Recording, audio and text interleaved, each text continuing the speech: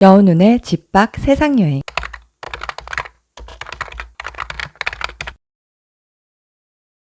안녕하세요. 함께 그림 그리는 여운운입니다. 오늘은 저와 함께 알아두면 쓸데있는 수채화 기법 12가지로 하늘, 구름, 돌, 나무 그림 그리기를 해볼게요. 이 영상을 끝까지 보시고 따라하시면 수채화 물감 특성을 잘 이해할 뿐만 아니라 손바닥만한 작은 풍경 그림까지 완성할 수 있을 거예요. 준비물은 이렇습니다. 이전에 공지한 재료에서 추가해 A4 이면지 2장이나 신문지가 있으면 더 좋을 것 같아요. 중간에 물감 뿌리기를 할 거라서요. 주변 그림을 보호해줘야 하거든요. 저는 먼저 8절 스케치북 도화지를 눈대중으로 8등분해 마스킹 테이프를 붙였습니다. 꼭 정확할 필요는 없어요. 눈대중으로 편하게 하시면 됩니다. 이 칸 안에 이제 풍경화가 하나씩 생겨날 거예요. 투명 수채화를 중심으로 할 것이기 때문에 색의 짙고 연하기는 물 조절로 표현한다는 사실을 꼭 기억해 주세요.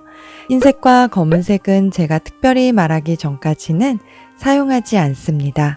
그리고 마치 강아지나 고양이 털을 결대로 부드럽게 쓰다듬어 주듯이 붓털 결대로 위에서 아래로 한번 그어주고 붓을 떼는 것과 붓을 사용하지 않을 때는 이렇게 붓끝을 모아주는 상태가 기본 자세라는 것 잊지 마세요. 붓질이 잘 안 되면 붓을 좀 멀리 혹은 가까이 잡으면서 편한 자세를 직접 찾아보세요. 저는 보통 미술연필 잡듯이 붓을 잡는 게 편해서 이렇게 잡겠습니다. 그리고 물감이나 팔레트에 다른 색이 묻어 있으면 색이 탁해질 수 있으니 최대한 깨끗한 상태로 만들어줍니다. 물도 물론 깨끗한 물이어야 투명 수채화의 맑음을 잘 표현할 수 있습니다. 먼저 흔히 웨돈 드라이라고 불리는 마른 종이에 물감 칠하기를 하겠습니다. 붓에 물을 흠뻑 담가주고요. 푸른 가을 하늘 같은 파란색 물감을 붓털에 묻혀줍니다. 저는 12호 둥근 붓에 물을 5번 정도 묻혀서 팔레트에 물감을 연하게 풀어줄 거예요. 하늘색이 점점 나오네요. 이때 붓은 서예하듯이 딱 한 번씩만 종이를 지나갑니다. 앞서 말했듯이 한번 선을 긋고 손을 떼준다고 생각하세요. 종이는 물에 약하기 때문에 갑자기 종이가 물을 너무 많이 머금게 되면 때가 밀리듯이 일어나거든요. 이 물감이 마를 동안 같은 색으로 바로 옆 직사각형 칸이 가득 차도록 빠르게 물감을 칠해줍니다. 두 번째는 웨돈 웻이라고 하는 젖은 종이에 물감 덧칠하기를 할 것이기 때문에 지금 칠한 이 물감이 마르기 전에 빠르게 진한 파란색 물감을 만들어 덧칠하는 게 중요해요. 좀 전보다 진한 색이기 때문에 붓털에 파란색 물감을 2-3번 정도만 더 묻혀주고 바로 젖은 종이에 발라줍니다. 이때 너무 많이 덧칠하거나 붓을 세게 누르면 종이가 일어나요. 그래서 한 번씩만 툭툭 발라줍니다. 빠르게 하는 것에 자신 없다면 처음 연한 파란색을 칠할 때 물을 더 많이 묻혀서 역시 딱 한 번씩만 붓터칠을 해준 후 바로 진한 파란색을 덧칠해줍니다. 세 번째 그림은 물이 채색입니다. 영어로는 웨돈 워터가 되겠네요. 먼저 깨끗한 물을 옆 칸에 가득 칠해주세요. 수채화 번지기 기법을 알기 위해서는 이 물이 마르기 전에 색을 톡톡 얹어줘야 하는데요. 이번에는 붉은 노을이 퍼진 하늘을 표현하고 싶어서 밝은 색인 노란색부터 점점 진해지도록 주홍, 다홍, 빨강 순으로 색 사이에 거리를 둬서 콕콕 찍어줄게요. 이때 꿀팁은 밑에는 노랑, 위로 갈수록 점점 붉어지도록 진한 빨간색을 칠해주는 거예요. 그리고 전부 다 칠해주는 것이 아니라 구름이 있는 부분을 살짝 하얗게 비워주는 것도 좋습니다. 이건 역시 여러 번 할 필요 없이 한 번씩만 점을 찍듯이 찍어줍니다. 그리고 마르기 전에 좀 더 진한 색을 위에 찍습니다. 나중에 시간이 지나면 물감이 멋지게 번져 있을 거예요. 네 번째는 마른 종이의 채색으로 바탕을 칠한 후 번지기와 닦아내기를 해보겠습니다. 먼저 화장지 2칸 정도를 준비하고 앞서 칠했던 색 순서대로 노란색부터 점점 진해지도록 주홍, 다홍, 빨강 순으로 종이 위에 콕콕 찍어볼까요? 이번에는 진한 색이 위에만 가지 않고 밑에도 좀 가도록 합니다. 화장지로 닦아냈을 때 색 차이를 더 많이 주기 위해 진한 색을 곳곳에 찍어줍니다. 그리고 물감이 마르기 전에 구름이 있었으면 하는 부분에 화장지에 두 번째 손가락을 넣어 둘둘 만 후 그림에 콕콕 찍어줍니다. 물감이 닦이면서 자연스러운 구름 모양이 생깁니다. 화장지가 없으신 분들은 마른 걸레 깨끗한 면에 손가락을 넣은 다음 콕콕 찍어주세요. 다섯 번째는 그레디드 워시인 같은 색 번지기를 해볼게요. 물통에 붓을 담근 후 파란 하늘에 걸맞는 맑은 파란색을 붓에 묻힙니다. 물과 물감이 충분히 섞이도록 팔레트에 잘 풀어줍니다.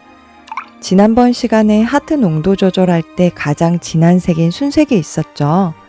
원래 파란 물감과 가장 가까운 색인 순색, 즉 파란색을 낼 수 있도록 물감과 물의 양을 충분히 해줍니다.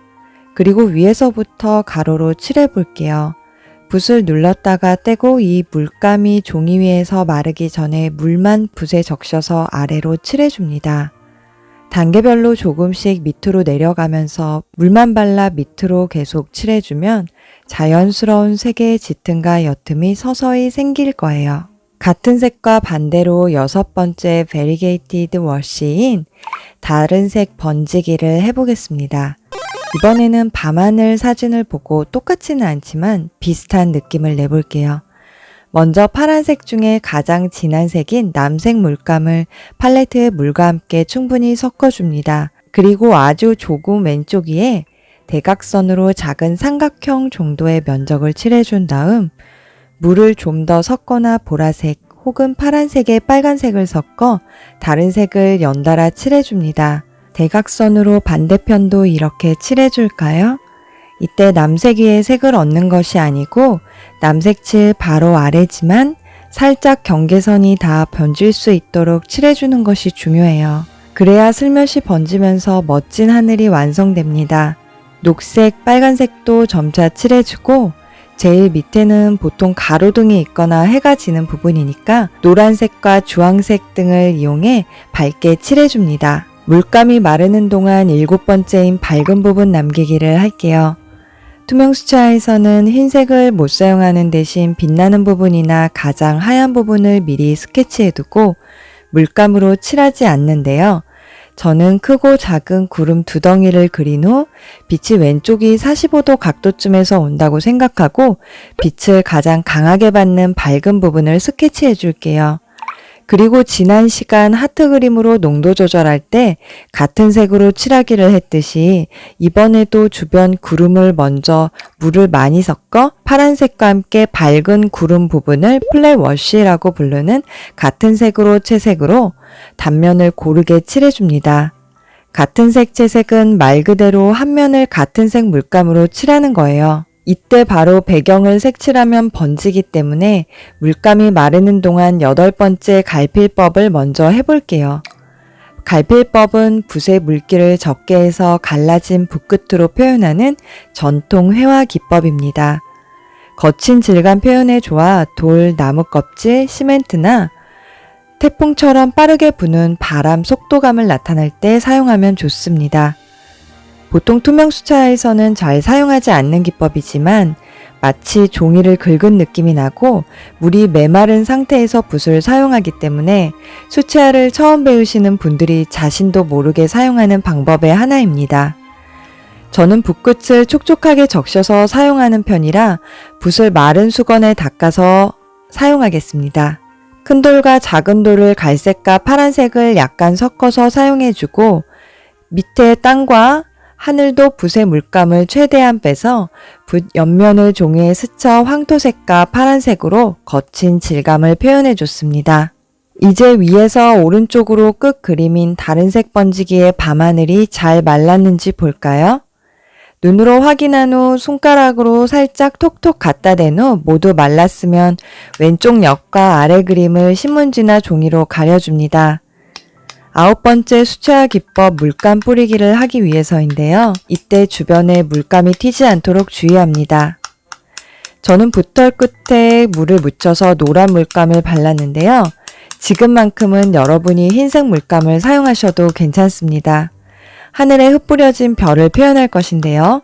붓을 내가 평소 사용하는 손의 반대 손에 잡고 반대편 손에는 긴 연필, 붓 등 막대기 같은 것을 짚어 붓의 가운데나 앞부분을 톡톡 쳐줍니다. 이것이 마르기를 기다리는 동안 첫 번째 기법인 마른 종이 위에 칠하기에 붓에 물을 머금은 상태에서 파란색을 발라주고 팔레트에 물을 조금 더 묻혀 비벼준 후 위에서 아래로 가로선을 하나씩 그어 나가듯이 칠해줍니다.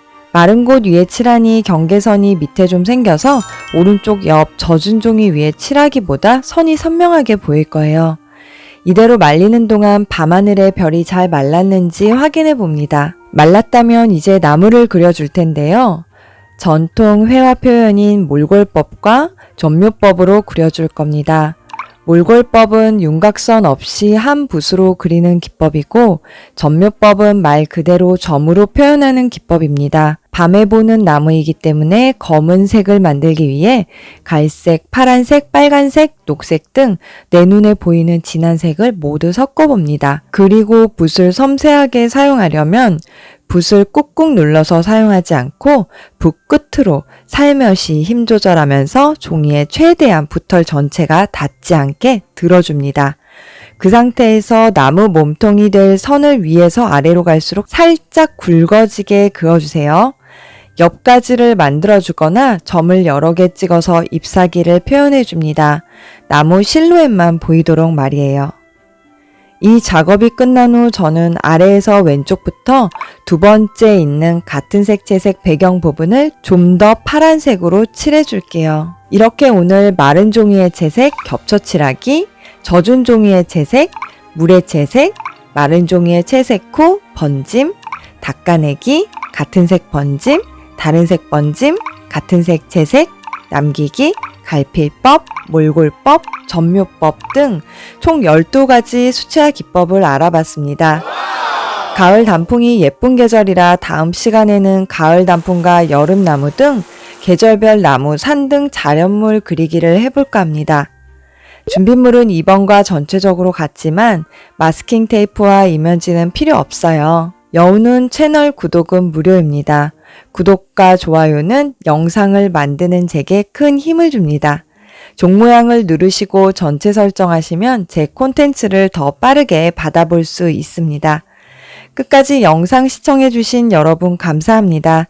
지금까지 여우눈이었습니다. 감사합니다.